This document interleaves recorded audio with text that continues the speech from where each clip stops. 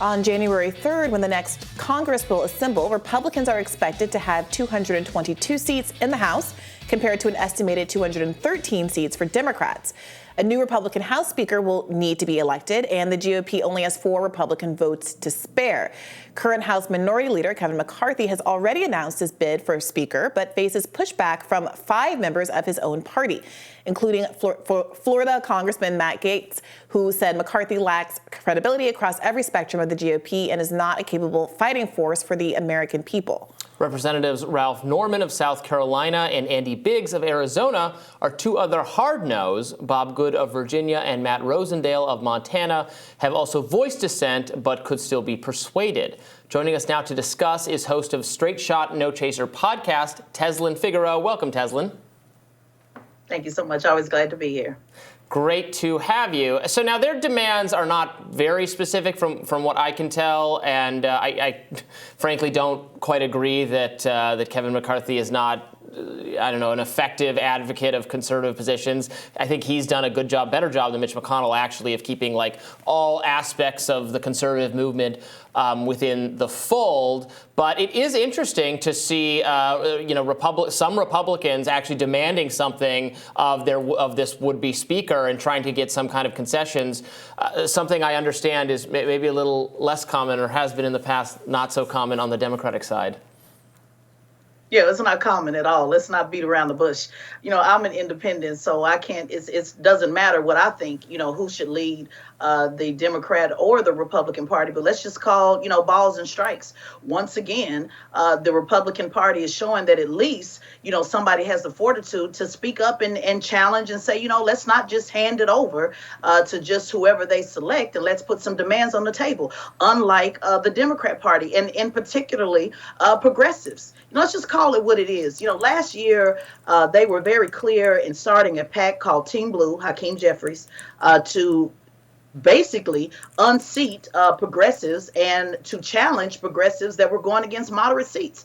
And now these same progressive leaders that all of the progressives gave your last $2 to, your last $5, crying in the stands, singing as if they were the next coming of Christ, they are sitting back and saying absolutely nothing. This is the time to see who is the real leadership on the left. So shout out to Hakeem Jeffries for, let me use the words of Rick Ross, he is the biggest boss thus far.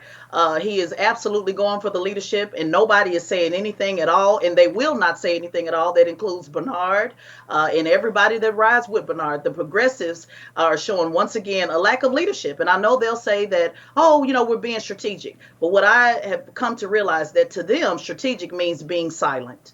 Yeah, so, we've all been alluding to this, but there was a moment 2 years ago that was described as the force the vote moment, where Democrats were in the same position Republicans are in now, where because the majority was so narrow and because you need 218 votes to confirm a speaker, the handful of squad members, the 4 to 8 of them, depending on how you count, had the power to actually hold up confirming Nancy Pelosi as Speaker of the House in exchange for any number of concessions, including committee appointments. We saw people like Katie Porter, who's been a very effective advocate for kind of populist economic policies, taxes on the rich, et cetera, get pushed out of the Financial Services Committee. They could have demanded all kinds of things, including a floor vote on Medicare for all, which was something that the progressives were talking about at the time.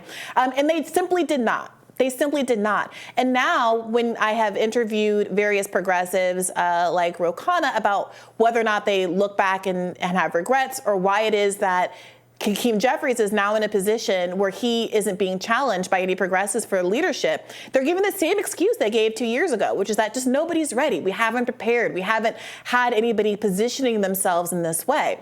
And I wonder what you make of that. At a certain point, should progressives be looking to these people as leaders? At what point does it seem like almost like a planned ineptitude versus making genuine mistakes? Because they've had a lot of time to plan at this point. Yeah, let's just be clear. This is a con game. I'll go ahead and say it. It's a con game. Bottom line, progressives love talking about Democrats and moderates and, you Democrats, you neoliberals, you don't get it. You're just blinded. No, so are you progressives. It is a con game. They have showed you time and time again that it's been all about funneling your money up and selling you a dream.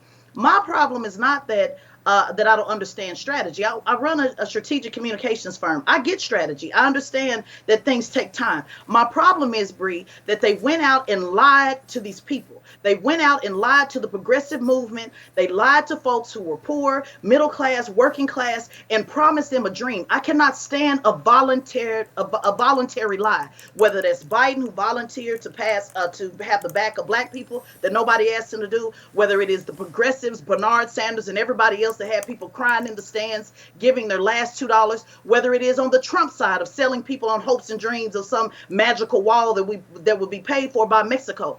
I cannot stand the volunteer lie. These people know exactly what they're doing. They're worse than the moderates because you're taking the last $2 from the poor and working class, knowing damn well that once you get in the office, you're going to flip the script. And that's the problem that I have. Why not run on the truth? Why not run on the fact that saying, hey, we're going to get in, it's going to take us time. But they did not do that. They sold a hope and dream and a con game. And that is why I have such an issue with the progressive movement.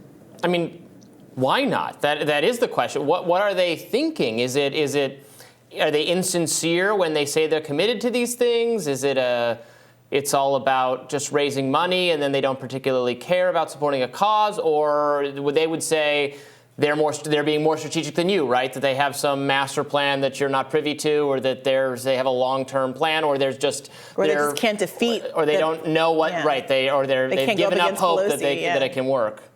Yeah, crap. That's much, but it's no master plan.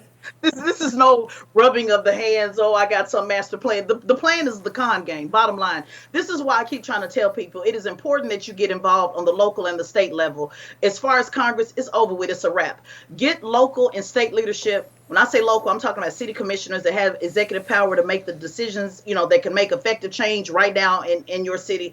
Get on board with folks who are running for state house, a state rep, state senate, that you have a little bit more access to. Because as far as Congress is concerned, I think we're behind the ball, and it's too far gone to right the ship.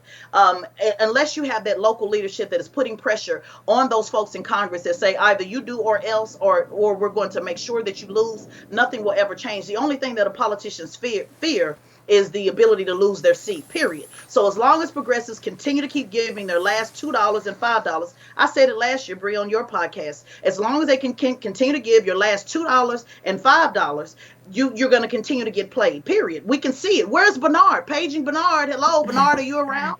Why is Bernard not saying anything? At the end of the day, they're going to sit there, they're going to shut up and shut out to Hakeem Jeffries for showing them exactly how it's done. And that does not mean that I'm supporting him and his policies. What it means is he is literally taking this seat, and every last one of them are saying nothing at all. They're going to sit there, they're going to take it, and they're going to like it. Yeah, and some people have said that they're afraid that he's actually going to be worse than Nancy Pelosi in some ways. He's very explicit about his commitments, for example, to kind of unlimited funding for Israel. He's referred to Israel as the sixth borough of New York. I mean, he's, as you mentioned, Tezlyn, backed the super PAC that was designed to target progressives and make sure that they don't win elections. I mean, he is, the final boss of progressives in a lot of ways in terms of the kind of politician you want to defeat. And for him to be kind of cruising into this leadership position without any public pushback, it seems, from the people who are supposed to be the left vanguard is perhaps not surprising, but it is disappointing to those in the left. Thank you so much for joining us today, Tezlyn. We'll have more Rising right after this.